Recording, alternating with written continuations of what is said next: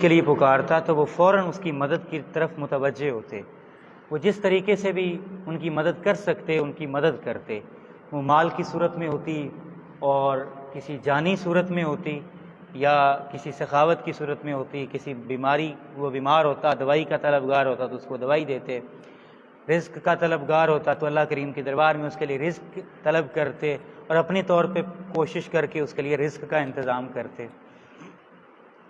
قرآن حکیم ایک واقعہ بیان کرتا ہے حضرت موسیٰ علیہ السلام کا، اور اس واقعہ کو بیان کرنے کے بعد ایک دعا کا ذکر کیا ہے قرآن نے۔ تو میری نیت یہ ہے کہ آج میں اس واقعے کی چند باتیں آپ کی خدمت میں عرض کروں اور اس کے بعد ہم اس دعا کا تذکرہ کریں اور اس دعا کو یاد کر لیں۔ وہ دعا ایسی عالی شان ہے کہ آپ جب سنیں گے تو آپ کا دل چاہے گا کہ آپ اس کو آج ہی یاد کر لیں اور اس کو اپنی زندگی کا معمول بنا لیں۔ حضرت موسیٰ علیہ السلام تشریف لے جا رہے تھے تو فرعون کی قوم کے ایک شخص نے حضرت موسیٰ علیہ السلام کی قوم کے ایک شخص کو پکڑا ہوا تھا اور اس کو مار رہا تھا، پٹائی کر رہا تھا۔ اب جیسے ہی اس نے موسیٰ علیہ السلام کو دیکھا تو آواز دی، اے موسیٰ میری مدد کر، اے موسیٰ میری مدد کر، میری اس سے جان چھڑا۔ تو حضرت موسیٰ علیہ السلام گئے، تشریف لے گئے اور اس کو پکڑا، اس کو چھڑانے لگے تو اس کو ایک مکہ مارا جو مار رہا تھا، تو وہ مکہ حضرت موسیٰ علیہ السلام کا مکہ تھا، کسی عام بندے کا تو تھا نہیں۔ تو حضرت موسیٰ علیہ السلام نے جیسے مکہ مارا، وہ قبطی تھا، قبطی بولتے ہیں، وہ جیسے ہی اس کو مکہ لگا اس کا انتقال ہو گیا، فوت ہو گیا وہ۔ اب قرآن اس کو بیان کرتا ہے کہ جیسے ہی حضرت موسیٰ علیہ السلام نے اس کو مکہ مارا تو اس کا انتقال ہو گیا۔ اب میں اس کو مختصراً کر کے آگے بڑھا رہا ہوں چونکہ ہمارے پاس وقت کم ہوتا ہے، جمعے کا وقت قریب ہو جاتا ہے پھر۔ تو حضرت موسیٰ علیہ السلام کے پاس ایک شخص آیا، وَجَاءَ رَجُلٌ مِّنْ أَقْصَى الْمَدِينَةِ يَسْعَىٰ۔ قرآن بیان کرتا ہے کہ ایک شخص حضرت موسیٰ علیہ السلام کے پاس دوڑتا ہوا آیا اور کہنے لگا، قَالَ يَا مُوسَىٰ إِنَّ الْمَلَأَ يَأْتَمِرُونَ بِكَ لِيَقْتُلُوكَ، کہ جو قوم شہر کے بڑے بڑے لوگ ہیں، وہ جو آپ نے بندے کو مارا ہے، جس کو مکہ مارا تھا اور وہ فوت ہو گیا تھا، اس کے بدلے میں آپ کو پکڑنا چاہتے ہیں اور آپ کو قتل کرنا چاہتے ہیں۔ تو میں آپ کو ایک نصیحت کرنا چاہتا ہوں، فَخْرُجْ إِنِّي لَكَ مِنَ النَّاصِحِينَ، میں آپ کو ایک نصیحت کرنا چاہتا ہوں کہ آپ فوراً اس شہر سے تشریف لے جائیں۔ اگر آپ اس شہر میں رکے رہے تو مجھے یہ ڈر ہے کہ کہیں وہ آپ کو کوئی نقصان نہ پہنچا دیں۔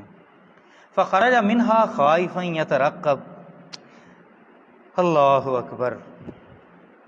حضرت موسیٰ علیہ السلام اس شہر سے نکلے اور ان کے دل میں اللہ کریم کے ساتھ ایک امید جڑی ہوئی تھی کہ پورا شہر میرا دشمن ہو سکتا ہے لیکن میرا رب مجھے بچانے والا ہے۔ یترقب، وہ امید کی حالت میں اور اپنے رب پر بھروسہ رکھتے ہوئے، خائفاً، اور کچھ خوف بھی آ رہا تھا دل میں کہ کہیں یہ نقصان نہ پہنچا دیں، اور رب کریم پر امید بھی تھی کہ وہ میرا رب بڑا کریم ہے، وہ اپنے بندے کی حفاظت کرے گا، کیونکہ انہوں نے جان بوجھ کے تو قتل کیا نہیں تھا، نہ ہی قتل کرنے کی نیت سے اس کو مارا تھا، وہ تو صرف اس لیے مکہ مارا کہ تاکہ وہ اس پر ظلم سے باز آ جائے۔ قال رب نجنی من القوم الظالمین، جب وہ شہر سے نکلے تو کہنے لگے کہ اے میرے رب، اللہ اکبر۔ قرآن حکیم کی یہ آیت مبارکہ اتنی عظیم ہے کہ جب بھی کوئی بندہ پریشان ہو اور وہ کسی بھی پریشانی کے اندر ہو اور اس کو گھر والے ستا رہے ہوں، اس کو علاقے والے ستا رہے ہوں، جہاں وہ ملازمت کرتا ہے اس کو ملازمت کے جو صاحب لوگ ہوتے ہیں وہ بلا وجہ تنگ کر رہے ہوں، اس کو پڑوسی تنگ کر رہے ہوں، اور اس کو کوئی بھی مخلوق اس کو پریشان کر رہی ہو، تو اس موقع کی یہ دعا ہے۔ یہ آیت نمبر ہے سورۃ القصص کی 21 رب نجنی من القوم الظالمین، اے میرے رب مجھے اس ظالم قوم سے نجات عطا فرما، اس ظالم قوم سے تو اپنی رحمت سے مجھے نجات عطا کر دے۔ وَلَمَّا تَوَجَّهَ تِلْقَاءَ مَدْيَنَ قَالَ عَسَىٰ رَبِّي أَن يَهْدِيَنِي سَوَاءَ السَّبِيلِ، اور پھر ان کے دل کے اندر اللہ کریم نے ایک بات ڈالی کہ آپ مدین کی طرف رخ کریں، مدین کی طرف تشریف لے جائیں۔ اور جب مدین کی طرف حضرت موسیٰ علیہ السلام نے رخ کیا تو آپ نے کیا بولے، آپ کی زبان پر کیا بات آئی؟ قال عسیٰ ربی ان یہدینی سواء السبیل، مجھے اپنے رب پر بڑی امید ہے۔ امید کس کے ساتھ ہو؟ ہمیشہ امید صرف اور صرف اپنے رب کے ساتھ لگانی چاہیے۔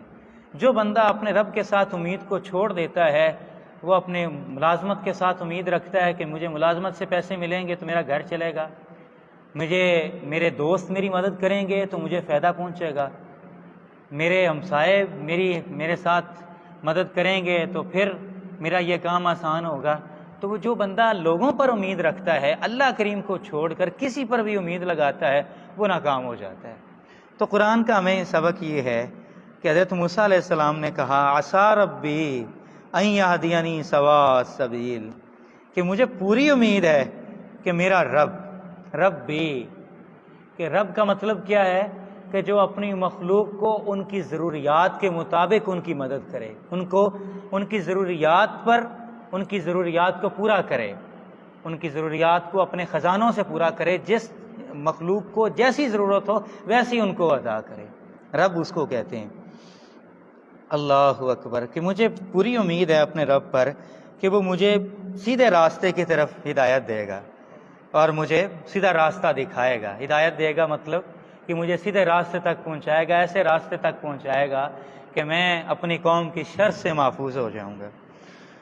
وَلَمَّا وَرَدَ مَاءَ مَدْيَنَ وَجَدَ عَلَيْهِ أُمَّةً مِّنَ النَّاسِ يَسْقُونَ، تو جب مدین شہر پہنچے، مصر سے نکلے تھے، مدین پہنچ گئے تو وہاں پر انہوں نے ایک بھیڑ دیکھی کہ وہ اپنے جانوروں کو پانی پلا رہے تھے کنویں سے۔ تو انہوں نے دیکھا کہ دو عورتیں ہیں، وجد من دونہم امراتین تذودان، تو دو عورتوں کو دیکھا کہ وہ اپنی بکریوں کو روکے ہوئے کھڑی تھیں۔ یہ قرآن، سارے الفاظ قرآن کے ہیں۔ قال ما خطبکما قالتا لا نسقی حتی یصدر الرعاء، موسیٰ علیہ السلام نے فرمایا ما خطبکما، آپ کیوں کھڑی ہیں یہاں پہ؟ قالتا لا نسقی، ہم جانوروں کو کیسے پانی پلا سکتی ہیں جب تک کہ سارے چروائے اپنے جانوروں کو پانی پلا نہ لیں۔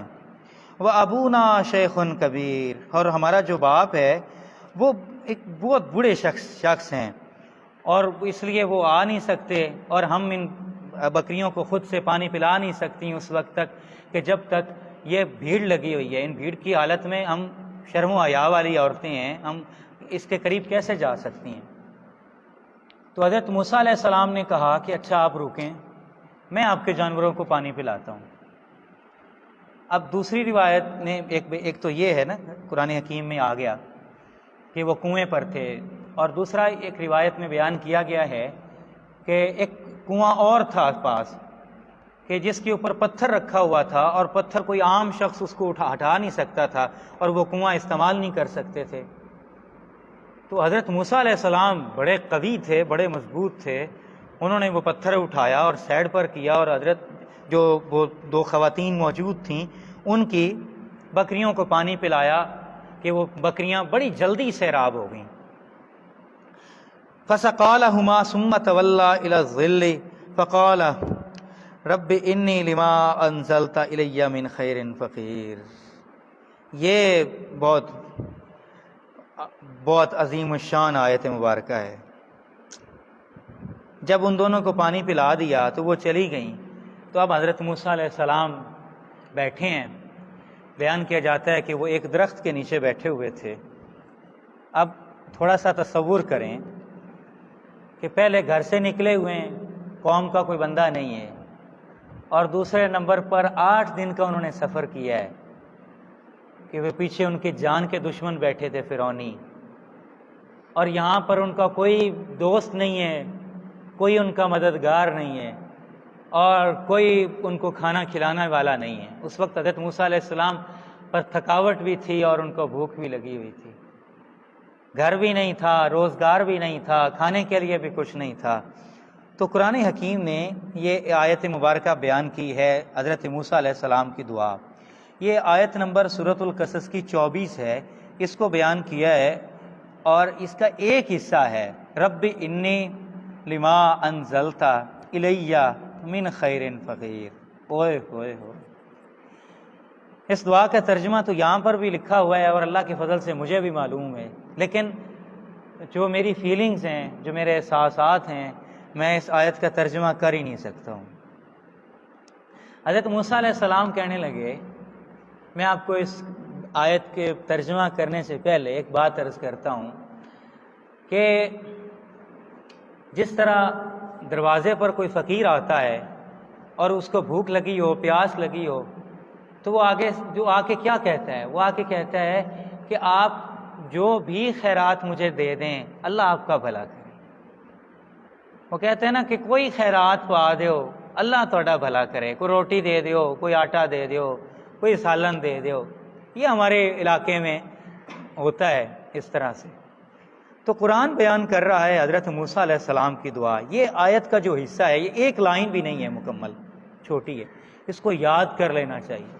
تو حضرت موسیٰ علیہ السلام نے کہا رب انی لما انزلت الی من خیر فقیر. اے میرے رب، تو مجھے جو خیر عطا فرمائے، تیرا کلیم تیری بارگاہ میں محتاج ہے، تیری خیر کا محتاج ہے، تو اپنے کلیم کو جو بھی خیر عطا فرما دے. تو میں تیری اس خیر کا بڑا سخت اس وقت حاجت مند ہوں. بھوک بھی لگی ہوئی ہے، تھکاوٹ بھی بڑی ہے، گھر بار بھی کوئی نہیں ہے. تو پھر کیا ہوا؟ فجاءته احداهما تمشی علی استحیاء. وہ جو دو خواتین آئی تھیں جن کی بکریوں کو حضرت موسیٰ علیہ السلام نے پانی پلایا تھا، ان میں سے ایک خاتون حضرت موسیٰ علیہ السلام کی طرف آئی بڑے شرم و حیا کے ساتھ. قرآن کہتا ہے تمشی علی استحیاء. قرآن ان کی تعریف کر رہا ہے کہ وہ جب آ رہی تھیں موسیٰ علیہ السلام کی طرف تو بڑی شرمیلی چال کے ساتھ وہ آ رہی تھیں. تو انہوں نے آ کر کیا کہا؟ قالت ان ابی یدعوک لیجزیک اجر ما سقیت لنا. انہوں نے آ کے کہا کہ میرے والد، میرے ابا جی آپ کو بلا رہے ہیں تاکہ آپ نے جو ہماری بکریوں کو پانی پلایا ہے اس کی اجرت آپ کو عطا کر دیں. وہ جو آپ نے ہماری مدد کی. فلما جاءہ وقص علیہ القصص قال لا تخف نجوت من القوم الظالمین. اللہ اکبر. تو حضرت موسیٰ علیہ السلام نے کہا ٹھیک ہے. تو حضرت موسیٰ علیہ السلام پھر ان کے آگے چل پڑے اور کہنے لگے کہ میں آپ کے آگے آگے چلتا ہوں، آپ میرے پیچھے چلیں اور مجھے راستہ بتائیں تاکہ میری نظر آپ پر نہ پڑے. یہ حضرت موسیٰ علیہ السلام فرما رہے ہیں. اور پھر جب وہ گئے تو حضرت موسیٰ علیہ السلام کے والد صاحب نے ان جو لڑکیاں تھیں، جو خواتین تھیں، ان کے والد تھے، ان کا نام تھا حضرت شعیب علیہ السلام. یہ اللہ کریم کے نبی تھے. وہ گئے تو انہوں نے دسترخوان بچھایا اور حضرت موسیٰ علیہ السلام کے لیے کھانا رکھا اور موسیٰ علیہ السلام سے فرمایا کہ کھانا تناول فرمائیں. تو حضرت موسیٰ علیہ السلام نے فرمایا کہ میں نے جو آپ کی بکریوں کی خدمت کی تھی وہ اس لیے نہیں کی تھی کہ آپ مجھے روٹی کھلائیں، میں نے اس لیے نہیں کی تھی کہ آپ میرے لیے دسترخوان بچھائیں، وہ تو میں نے اللہ کریم کے لیے کی تھی. تو حضرت شعیب علیہ السلام نے کہا کہ آپ ہمارے مہمان ہیں تو مہمان نوازی سے انکار تو نہیں کیا جاتا. اگر کوئی مہمان نوازی کرے، کوئی کھانا پیش کرے مہمان کو، تو مہمان کو انکار تو نہیں کرتا. تو پھر حضرت موسیٰ علیہ السلام نے وہ کھانا تناول فرمایا. تو قالت احداہما یا ابت استاجر. تو ان لڑکیوں میں سے ایک نے کہا اے میرے باپ استاجر ہو، آپ اسے نوکر ہی رکھ لیں کہ اتنا اچھا آدمی ہے، کہ اتنا شرم و حیا والا ہے کہ پہلے ہمارے اوپر نظر نہیں ڈالی اس نے، ہم بالکل تنہا تھیں، ہماری مدد کی، لوگوں کو سائڈ پر کیا اور ہمیں پانی پلایا، ہماری بکریوں کو پانی پلایا. پھر جب میں ان کو لا رہی تھی تو انہوں نے خود آگے چلے، مجھے پیچھے چلایا تاکہ ان کی نظر مجھ پر نہ پڑے، اور بڑی جلدی انہوں نے ہماری بکریوں کو سیراب کیا. تو آپ ان کو نوکر ہی رکھ لیں. ان خیر من استاجرت القوی الامین، یہ تو بڑا مضبوط آدمی بھی ہے اور امانت دار بھی ہے کہ اس کی نظر بھی ادھر ادھر نہیں اٹھتی، اور بڑا مضبوط آدمی بھی ہے۔ تو حضرت شعیب علیہ السلام نے کہا حضرت موسیٰ علیہ السلام سے کہ میں آپ کو دو آفر کرتا ہوں، دو چیزوں کی۔ ایک، قال انی اريد ان انکحک احدی ابنتی ہاتین علی ان تأجرنی 8 حجج فإن اتممت 10 فمن عندک وما اريد ان اشق علیک ستجدنی ان شاء اللہ من الصالحین۔ حضرت شعیب علیہ السلام نے حضرت موسیٰ علیہ السلام سے فرمایا کہ میں آپ کو 2 آفر کرتا ہوں۔ پہلی آفر تو یہ ہے کہ اپنی ایک بیٹی کا نکاح آپ کے ساتھ کرتا ہوں، اور دوسری بات کہ جو میں آپ کے ساتھ نکاح کروں گا تو آپ میرے پاس نوکری کر لیں، اور 10 سال آپ میری بکریوں کو چرا دیں، میں اس کے مہر کے عوض، جو میری بیٹی کا مہر ہوگا اس کے عوض میں آپ میری بکریاں 10 سال چرا دیں۔ تو ما اريد ان اشق علیک ستجدنی ان شاء اللہ من الصالحین۔ تو حضرت شعیب علیہ السلام نے کہا کہ آپ مجھے بڑا اچھا انسان پائیں گے کہ آپ میرے ساتھ معاہدہ کریں گے تو میں آپ کو کسی قسم کی مشقت میں نہیں ڈالوں گا۔ تو چونکہ اب وقت ختم ہو چکا ہے تو میں اسی پر اختتام کرتا ہوں، اور ایک بات آپ کی خدمت میں عرض کرتا ہوں کہ قرآن حکیم نے ایک دعا کا ذکر کیا ہے، کہ دعا کو میں دوبارہ دہرا دیتا ہوں۔ دعا ہے آیت نمبر 24 سورۃ القصص، رب انی لما انزلت الی من خیر فقیر۔ یہ قرآن اس بات پر گواہ ہے کہ موسیٰ علیہ السلام کے پاس نہ گھر تھا، نہ کھانے کا کوئی انتظام تھا، نہ کوئی نوکری تھی، کچھ بھی نہیں تھا، اور گھر سے بے گھر ہوئے تھے، وطن سے بے وطن ہوئے تھے، دیسی سے پردیسی ہوئے تھے۔ تو اس حالت میں جو اللہ کریم کے دربار میں انہوں نے یہ دعا مانگی تھی، رب انی لما انزلت الی من خیر فقیر، کہ اے میرے رب جو خیر بھی تو مجھے عطا کر دے میں اس خیر کا بڑا ہی محتاج ہوں۔ تو اس دعا کی برکت سے سب سے پہلے اللہ تعالیٰ نے ان کے لیے کھانے کا انتظام فرمایا، کہ فوراً ان کو کھانے کی دعوت آ گئی، اور فوراً بعد ہی ان کی نکاح کی بات بھی ہو گئی، نکاح بھی ہو گیا، اور فوراً بعد ہی ان کو نوکری بھی مل گئی۔ اور رشتہ کن کے ساتھ ہوا؟ حضرت شعیب علیہ السلام نبی کے بیٹی کے ساتھ، نبی کی بیٹی کے ساتھ شادی بھی ہو گئی، نبی کے گھر میں ملازمت بھی ہو گئی، اور کھانے کا بھی انتظام ہو گیا، رہنے کا بھی انتظام ہو گیا، گھر بھی مل گیا، روزگار بھی مل گیا۔ تو علماء کرام یہ وظیفہ بیان کرتے ہیں قرآن حکیم کی اس آیت کو، کہ جو موسیٰ علیہ السلام نے اللہ سے مانگا تھا کہ جس بندے کو روزگار کی حاجت ہو، جس بندے کو شادی کی حاجت ہو، جس بندے کے پاس گھر نہ ہو، یا جس بندے کو جس بھی اللہ کریم کی مدد کی ضرورت ہو، جو بھی حاجت اس کو چاہیے ہو، کھانا چاہیے ہو، رزق چاہیے ہو، گھر چاہیے ہو، شادی چاہیے ہو، بیوی چاہیے ہو، روزگار چاہیے ہو، کچھ بھی چاہیے ہو، تو اسے چاہیے کہ وہ اس آیت کو اپنا ورد بنا لے۔ یہ قرآن کی آیت ہے، قرآن کا حصہ ہے، یہ اس کو اپنا ورد بنا لے، اور صبح و شام اس کو کثرت کے ساتھ پڑھتا رہے۔ اور یہاں پر میں ایک بات اور عرض کر دوں کہ فرضوں میں تو ہم امام کے تابع ہوتے ہیں نا، امام کے پیچھے کھڑے ہوتے ہیں، وہ جیسے وہ کر رہے ہوتے ہیں ہم ویسے کر رہے ہوتے ہیں، اور ویسے سلام پھیر دیتے ہیں۔ جب ہم سنتیں پڑھ رہے ہوں، چاہے زور کی ہوں، عصر کی ہوں، جمعے کی ہوں، مغرب کی ہوں، عشاء کی ہوں، کوئی بھی ہوں، سنتیں پڑھ رہے ہوں یا نفل پڑھ رہے ہوں، تو سلام پھیرنے سے پہلے آپ کسی بھی حالت میں ہوں، آپ سجدے کی حالت میں ہوں، آپ رکوع سے کھڑے ہوئے ہوں، یا آپ سلام پھیرنے سے پہلے بیٹھے ہوئے ہوں، تو اس حالت میں آپ اس دعا کو، اور جو قرآن حکیم کے اندر دعائیں آئی ہیں ان سب کو دعاؤں کو مانگنے کی کوشش کیا کریں، اور ان کا ترجمہ یاد کریں، تاکہ ہمارے استاد صاحب ہمیں اس بات کی بڑی تلقین کرتے تھے کہ جب تک سلام نہیں پھیرتا تو ایسا ہی ہے جس طرح کہ اس کی کال اللہ کریم کے ساتھ ملی ہوئی ہے، اور اللہ کریم اس کی طرف پوری طرح متوجہ ہے، جو وہ کہہ رہا ہے اللہ کریم اس کو عطا کر رہا ہے۔ اور پھر نماز میں جب قرآن پڑھا جاتا ہے تو اس کا درجہ کتنا بلند ہو جاتا ہے، اور پھر قرآن حکیم پڑھنے کا ثواب، پھر دعا مانگنے کا ثواب، اور پھر اللہ کریم سے مانگنے کا ثواب، تو یہ بہت سارے اجر و ثواب ایک ہی وقت میں جمع ہو جاتے ہیں کہ جب ہم نماز کی حالت میں اللہ کریم سے دعا مانگتے ہیں۔ تو اس آیت کو یاد کر لیں، اور آپ 40 دن ناغہ نہ کریں، اس دعا کو پڑھیں صبح بھی اور شام بھی، نہ ویسے پڑھ سکیں تو ویسے سجدہ کر لیں اور سجدے کی حالت میں ویسے پڑھ لیں، 40 دن آپ پڑھیں صبح بھی اور شام بھی 70 مرتبہ، پھر آپ دیکھیں کہ آپ کی جو حاجت ہوگی اللہ کریم ایسے غیب کے طریقے سے آپ کے لیے انتظام فرمائے گا کہ آپ خود حیران رہ جائیں۔ یہ قرآن بیان کر رہا ہے کہ اللہ کریم نے وہ جو ان کے دل میں خوف تھا کہ کہیں یہ فرعونی مجھے قتل نہ کر دیں، اللہ نے اس خوف سے بھی ان کو نکال لیا، اور پھر وہ جو ان کو پریشانی تھی ان کی پریشانی بھی ختم کر دی، ان کی بھوک کی پریشانی اللہ نے وہ بھی ختم کر دی، روزگار کی پریشانی بھی ختم کر دی، گھر کی پریشانی بھی ختم کر دی، ایک دعا کی برکت سے، ایک دعا کی برکت سے۔ وہ دعا رب انی لما انزلت الی من خیر فقیر۔